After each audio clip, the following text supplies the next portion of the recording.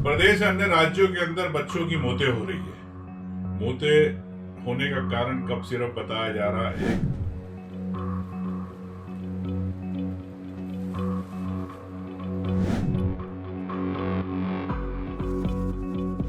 देखिए, पूरे राजस्थान में सड़कों पर लड़ेंगे।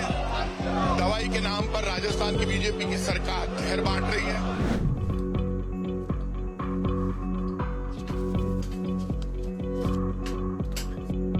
मध्य प्रदेश और राजस्थान में जहरीले कफ सिरप के सेवन से अब तक 14 से अधिक बच्चों की मौत हो चुकी है।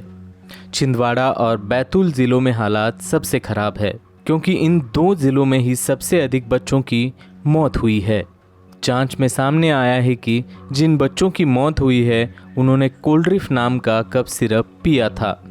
इस सिरप के सेवन के बाद कथित तौर पर बच्चों की किडनी में गंभीर परेशानियां देखी गई।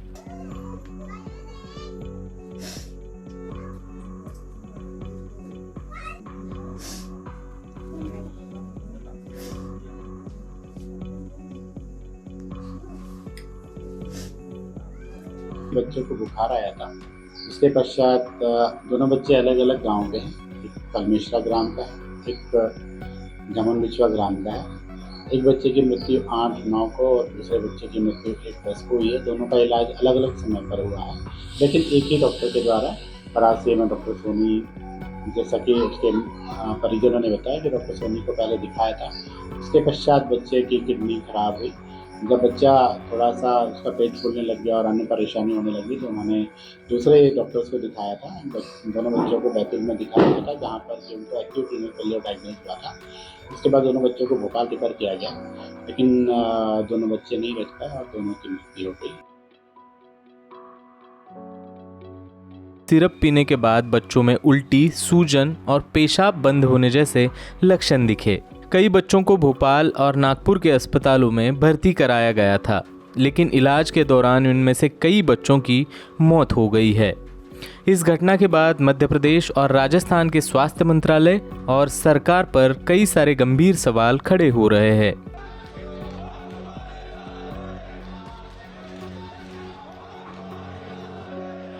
देखिए, पूरे राजस्थान में सड़कों पर लड़ेंगे। दवाई के नाम पर राजस्थान की बीजेपी की सरकार जहर बांट रही है। कांग्रेस की ये योजना थी फ्री दवा फ्री इलाज। सरकार ने इस योजना में, बीजेपी की सरकार ने बड़ा घोटाला कर दिया।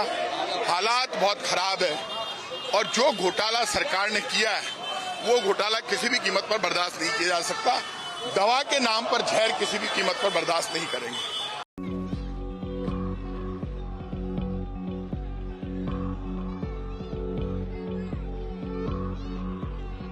पूरे मध्य प्रदेश में सरकार ने इस कोल्ड्रिफ कफ सिरप की बिक्री पर प्रतिबंध तो अब लगा दिया है, लेकिन सवाल ये है कि आखिर 14 बच्चों की मौत के लिए जिम्मेदार कौन है?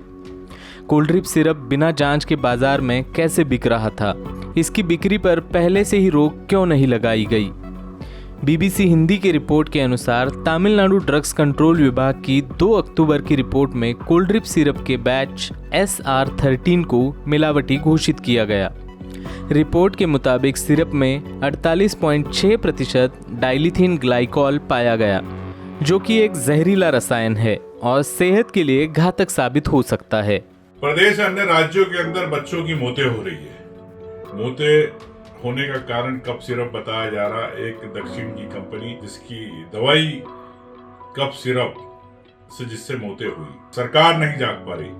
परासिया में घटना हुई, कई बच्चे शांत हो गए, मृत्यु हो गई। नियम यह है कि 72 घंटे का प्रोटोकॉल है कि अगर कोई जांच की जाती है उसे 72 घंटे में रिपोर्ट दी ताकि उस बच्चे की जान बच सके, लेकिन सरकार 6-6 दिन तक जांच की रिपोर्ट नहीं ले पाई। इस कारण बच्चों की मौत हो गई। उप मुख्यमंत्री जी 2 दिन पहले कह रहे थे कि कोई ऐसी हमारे यहाँ किसी दवाई के कारण, कफ सिरप के कारण कोई मौतें नहीं हो रही, भ्रम फैलाया जा रहा है। और आज मुख्यमंत्री जी ने उस दवा कंपनी को बैन कर दिया कफ सिरप को। तो क्या मैं समझना चाहता हूं कि मुख्यमंत्री जी कि आपके उप मुख्यमंत्री जी जो स्वास्थ्य मंत्री है, प्रदेश के का स्वास्थ्य विभाग देख रहे, क्या वो सो रहे थे? बच्चों की मौत हो रही है। मैं समझता हूं कि मुख्यमंत्री जी, ये एक बड़ा संवेदनशील मुद्दा है, इस पे जांच होना चाहिए, एक न्यायिक जांच होना चाहिए। दोषी जो कंपनियां हैं, दवाई निर्माता कंपनियों, उन पे आपराधिक रूप से केस रजिस्टर्ड होना चाहिए।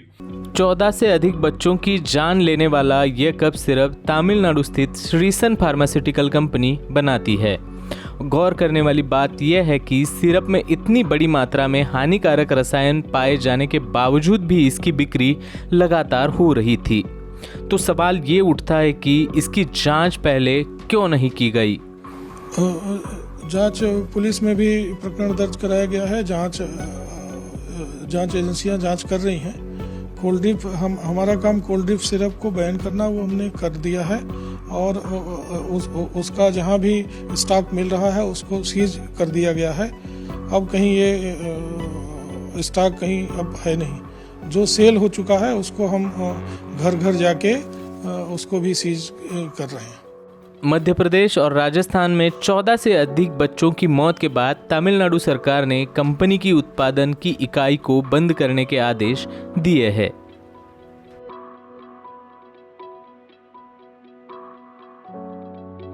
द वायर के और वीडियोस देखने के लिए सब्सक्राइब करें और बेल आइकन पर क्लिक करें। स्वतंत्र पत्रकारिता की आर्थिक मदद करने के लिए डिस्क्रिप्शन में दिए गए लिंक पर जाएं और अपनी राशि चुनें।